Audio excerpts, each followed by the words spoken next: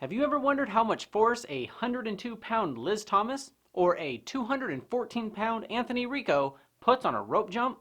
Well, check it out on this episode of How Not to Highline.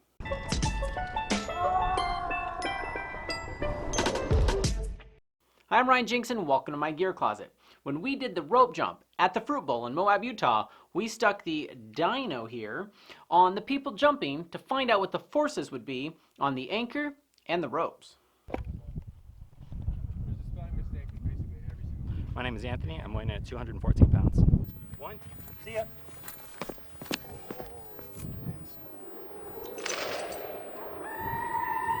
My name is Robert, and this is the rope swing, and I weigh 155 pounds.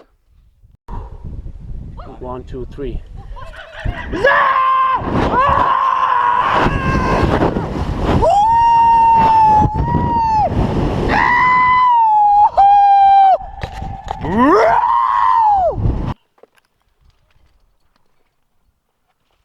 Homie home here, and I'm pushing about 200 pounds.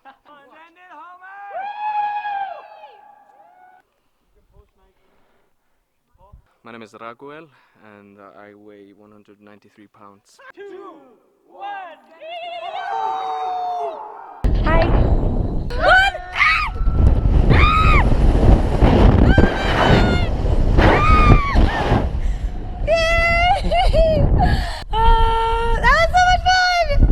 Now let's jump, get it, into the numbers for this rope jump. But let me just real quick plug Slack Life Global. Slack Life Global is an extreme sports agency that is full service for any of your production, performance, and event needs. So if you need to hire an extreme sports athlete, a certified rigger, or a logistics specialist, or want to be represented by Slack Life Global, go to www.slacklife.global. Slack Life Global specializes in impossible. The sky is not our limit. So I present to you our dyno chart. And yes, I found another use for whoopee slings. So we have here rope jump science. Except I don't think this is science because we don't have very many data points, nor did we control like any of the variables because rope jumps take a lot of work and can't do everything. So we weren't quite sure if the second jump rope held any of the force, and we weren't exactly sure of the initial force of the anchor before the person jumped. I do know that it was somewhere between half and 1 kilonewton before anybody jumped. So we'll keep all that in mind while we go over the rope jump interesting information. So we have a couple categories. We have the dyno on the ropes, we have the dyno on the anchors, we have the dyno on the rocks, and a dyno on a slack line? But seriously, we need to understand the subjects before we can understand the forces. As you can see here, this is not to scale. Liz Thomas right here is not this big. She's much, much smaller, in fact. And of course, Anthony here doesn't look like the Michelin Man. I just don't know how to draw muscles. So, to start with the dyno on the ropes, we have Robert at 155 pounds, Raguel at 193, and Homer at 200 pounds. Now, we're not quite sure how much of the second rope was holding the force, so that could be the main reason there's such a variable in these numbers. But we tried to be intentional about only having one rope catch all the force. So Robert had 486 pounds of force, or 2.2 kilonewtons. Raguel was slightly less, even though he weighs almost 40 pounds more. He's at 2 kilonewtons. And Homer there gets a wins at 3.1 kilonewtons, or 690 pounds of force.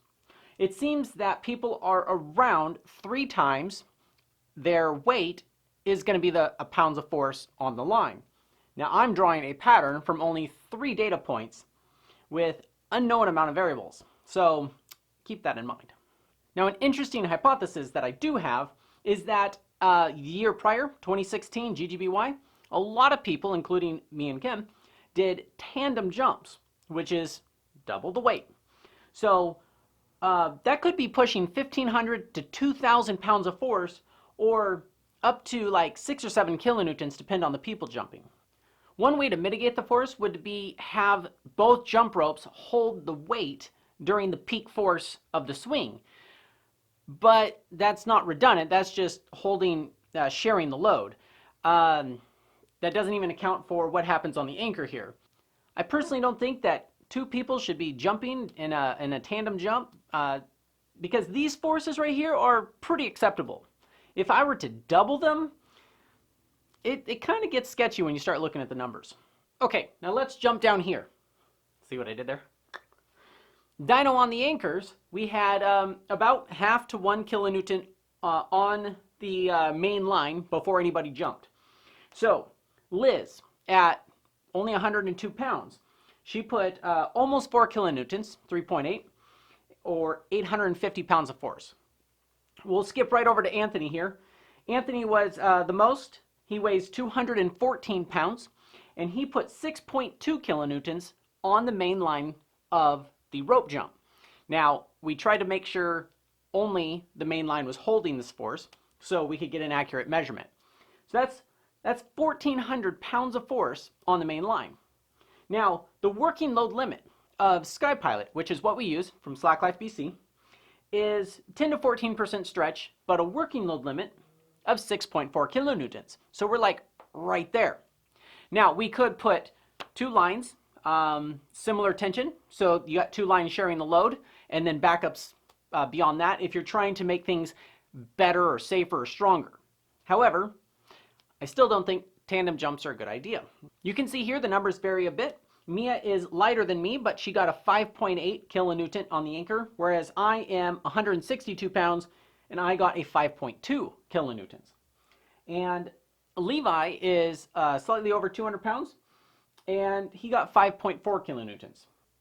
So a lot of us were in the 5 kilonewton range, and I don't know if that means it was bottoming out on other lines or if the stretch in the rope absorbs some of the difference.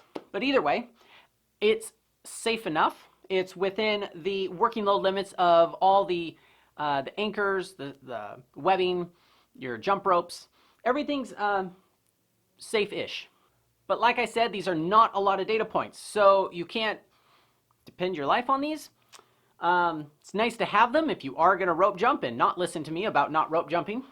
So anyways, it's nice to have a Rock Exotica dynamometer to do these projects, or I'm going to start using this for any highline I do it now, because it's really nice to be able to work with real numbers, whether or not there's variables in there, because it really tells you what you're able to do. There's working load limits aren't suggestions. They're actually something you should follow, and how are you going to do that if you don't know what the forces are? So if you're going to do more or less exotic projects, it's worth spending the money on a dynamometer. Now before we go, I want to make sure I make something clear.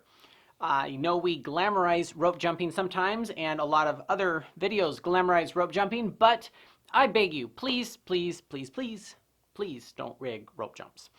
They're a lot of work to make safe. There's a lot more that goes into it than I could ever explain in a YouTube video. But there's things I don't even show you that are behind the scenes. It's not just ropes breaking or highlines breaking. It's like your rope being too long. There's a lot of things that, a lot of reasons you shouldn't rig this stuff. So highlines are a bit safer, but even those aren't even that safe. So therefore, you shouldn't highline or rope jump.